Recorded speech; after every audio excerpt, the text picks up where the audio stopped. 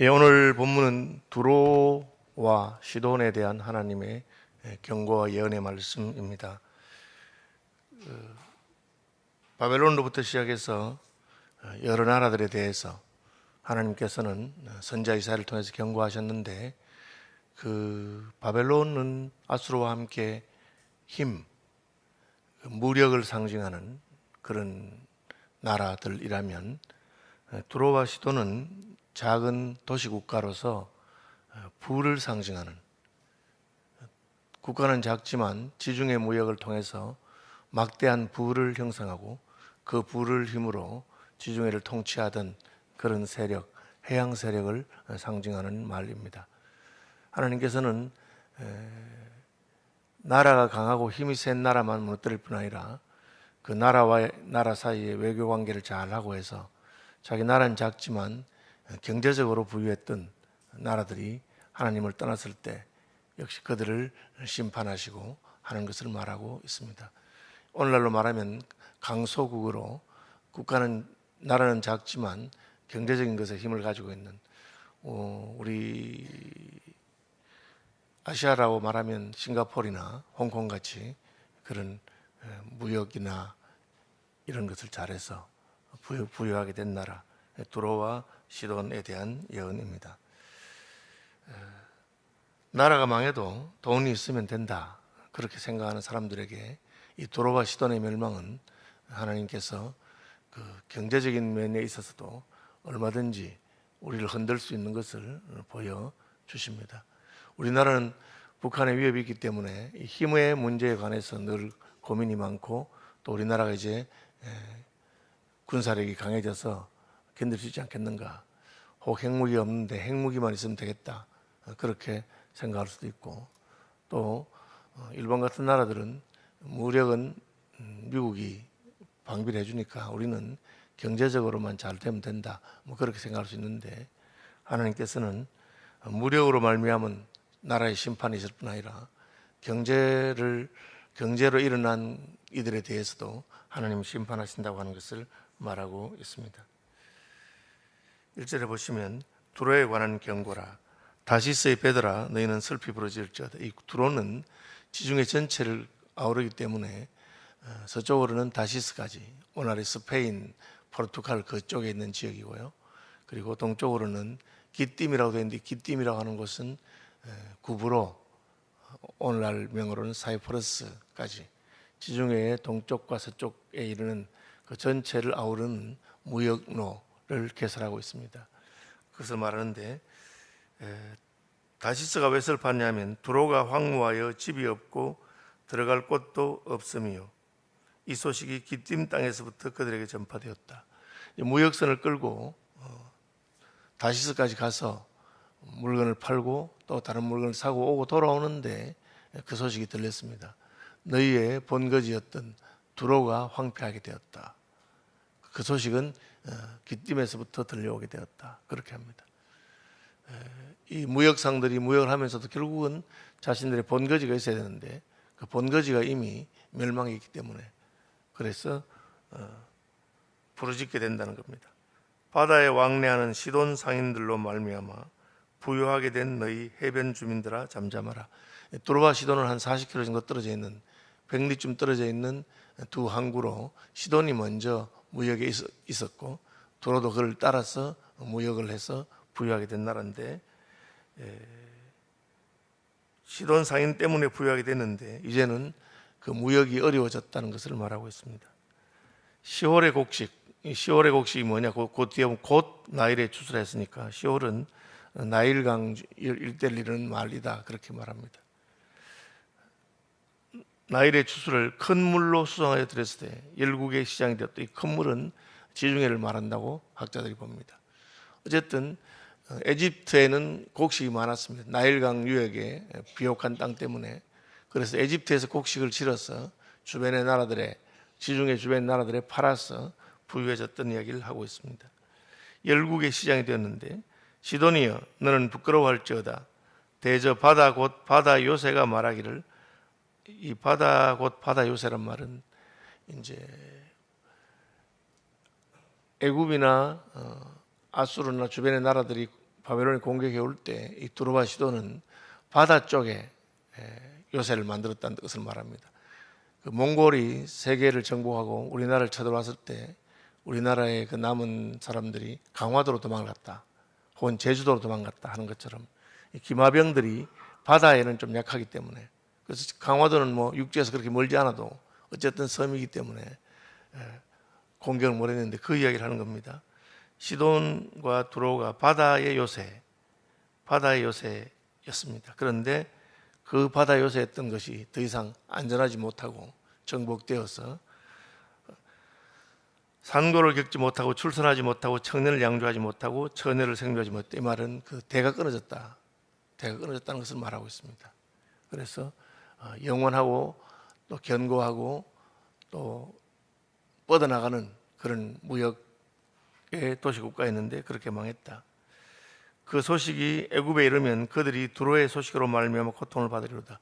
두로가 애굽이든지 주변의 모든 지중해 국가들에게 무역을 통해서 부유하게 해주는 그런 나라였는데 그 경제 시스템, 무역 시스템이 무너지게 되었다 하는 것을 말합니다. 너희는 다시스로 건너갈지어다. 가장 먼 스페인 지역에 있는 도시인데 무역을 하다가 자기들이 세운 일종의 무역 식민지 같은 곳입니다. 그런데 이 두로의 본거지가 다 무너졌기 때문에 거기 멀리 다시스까지 가서 거기서 피난해서 살아라, 그런 말을 하고 있습니다. 해변 주민아 너희는 슬피 부르짖을지어다. 마찬가지입니다. 두로와 시돈의 해상 무역으로 일어났기 때문에 그 해변에 사는 사람들이 그 혜택을 보다가 이제는 슬피 부르짖게 됩니다. 이것이 옛날에 건설된 너희 희락의 성, 곧 그 백성이 자기 발로 먼 지방까지 가서 머물던 성읍이냐.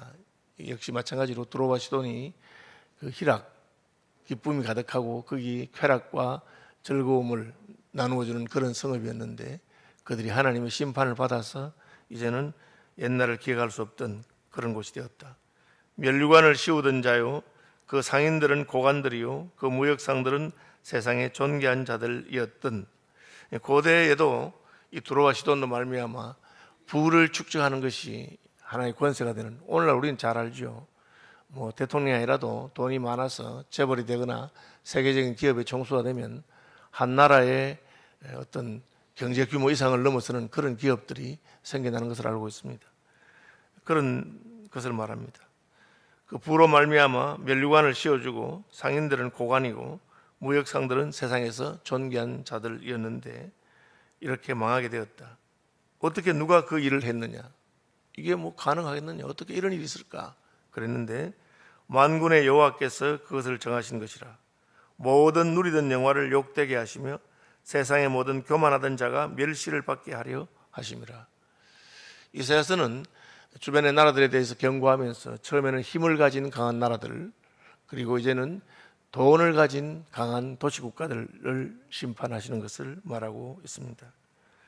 딸 다시스여, 나일같이 너희 땅에 넘칠지어다. 너를 속박함이 다시는 없을지. 이 말은 다시스가 두로의 딸이었다, 식민지였다는 것을 말합니다.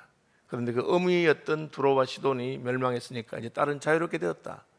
너에게서 더 이상 무슨 식민 경제로 착취하는 그런 일은 없을 것이다. 그것을 비유적으로 말한 겁니다.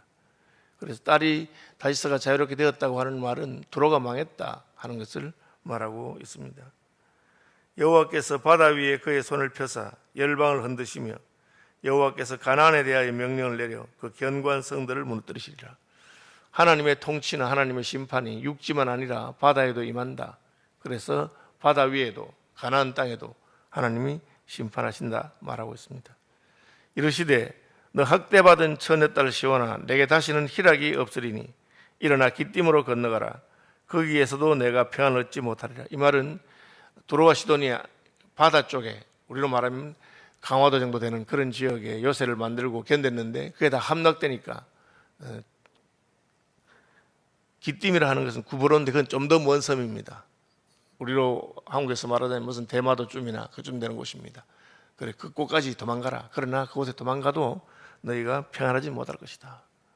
이때까지는 그 해상에 어떤 성읍을 세우고 경제적인 것과 배들이 있기 때문에 항상 자기들의 그 물건들 부를 여러 곳에 이렇게 분산해 놓고 도망가고 또 그렇게 했는데 이제 그게 안 된다, 그 말을 하고 있습니다. 갈대아 사람의 땅을 보라. 그 백성이 없어졌나니. 이 갈대아 사람의 땅이라고 하는 것은 바벨론, 아수르 이런 지역이 살던 곳이 갈대아 사람이고, 갈대아 사람의 땅에도 원래 원주민들이 있을 건데 바벨론과 아수르가 다 공격해서 그 사람들이 다 사라지고 새로운 성이 세워지고 하는 그 이야기를 하고 있습니다. 곧 아수르 사람이 그곳을 덜짐승이 사는 곳이 되게 하였으며 그들이 망대를 세우고 궁전을 헐어 황무하게 하였다. 이 망대는 전쟁을 하기 위해서 세운 망대입니다. 성을 함락하기 위해서. 그래서 갈대아 사람의 땅에 원래 살던 원주민들이 다 멸망하고 없었고 새로운 나라가 세워진 것처럼 두로와 시돈도 그렇게 된다. 다시스의 베드라, 너희는 슬피 부르짖으라. 너희의 견고한 성이 파괴되었느니라. 다시스도 먼 지중해 제일 서쪽에 있는 먼 곳에 있는데, 그러나 배를 가지고 지중해 유역을 다니면서 했는데 이제는 그 배들이 다 부서지고 성이 파괴됐다. 그날부터 두로가 한 왕의 연한같이 70년 동안 잊어버린 바 되었다가 70년이 찬 후에 두로는 기생노래같이 될 것이라.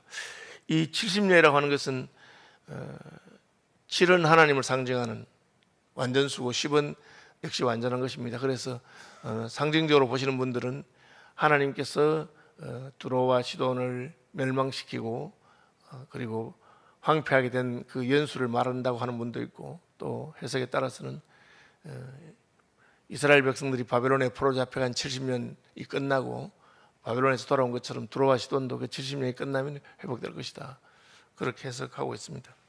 어쨌든 하나님이 심판하고 나서는 70년 동안 두로와 시돈은 잊혀진 나라가 되었는데 70년이 지나니까 당시 유행하던 어떤 기생의 노래처럼 유행가처럼 회복되었다. 그 노래가 잊어버린 바 되었던 너 음녀여, 수금을 가지고 성읍에 두루다니며 기묘한 곡조로 많은 노래를 불러서 너를 다시 기억하게 하라 하였느니라.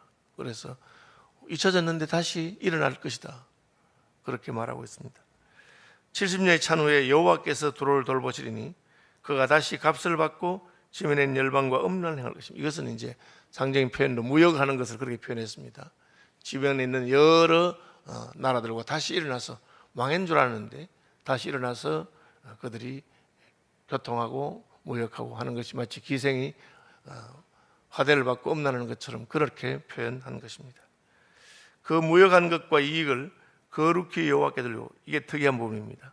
전에는 자기들 멋대로 돈 벌어가지고 그렇게 쓰고 하나님 모르고 흥청망청해서 심판을 받았는데, 하나님이 70년의 그 잊혀지는 기간이 지난 다음에 다시 회복이 되기 시작하면 그들이 벌었던 돈은 무역한 것과 이익을 거룩히 여호와께 돌리고 간직하거나 쌓아두지 아니하리라. 전에는 곳곳에 쌓아두었는데 이제는 하나님께 바치는 일이 있다, 그렇게 말하고 있습니다. 그 무역한 것이 여호와 앞에 사는 자가 배불리 먹을 양식 잘 입을 옷감이 되리라. 그래서 돈만을 알던 그 나라들이 거둔 이익이 하나님의 나라에 쓰임받게 될 때가 올 것이다, 그렇게 말하고 있습니다. 전체적으로는 이제 외국 이스라엘 주변의 나라들에 대한 예언의 마지막인데, 힘을 가지고 강성했던 나라들이 다 무너지는 것과 이제는 돈, 무역 그런 것을 통해서 부유해졌던 나라들도 하나님의 심판을 피할 수 없다는 것입니다. 전체적으로는 하나님이 세워주지 않는 어떤 것도 영원하지 아니하고 그것을 의뢰하면 안 된다. 힘이나 재물을 의지하지 말고 하나님을 의지하고 하라. 하나님이 살리면 망했던 나라도 70년 만에 일어나고, 하나님이 무너뜨리면 수천 년 동안 그 무역과 부를 통해서 큰 소리 치던 나라들도 무너진다 하는 것이 가르침입니다. 말씀 묵상하시면서 기도하겠습니다. 하늘에 계신 우리 아버지, 아버지의 이름을 거룩하게 하시며 아버지의 나라가 오게 하시며 아버지의 뜻이 하늘에서와 같이 땅에서도 이루어지게 하소서. 오늘 우리에게 일용할 양식을 주시고 우리가 우리에게 잘못한 사람들을 용서하여 준 것 같이 우리 죄를 용서하여 주시고 우리를 시험에 빠지지 않게 하시고 악에서 구하소서. 나라와 권능과 영광이 영원히 아버지의 것입니다. 아멘.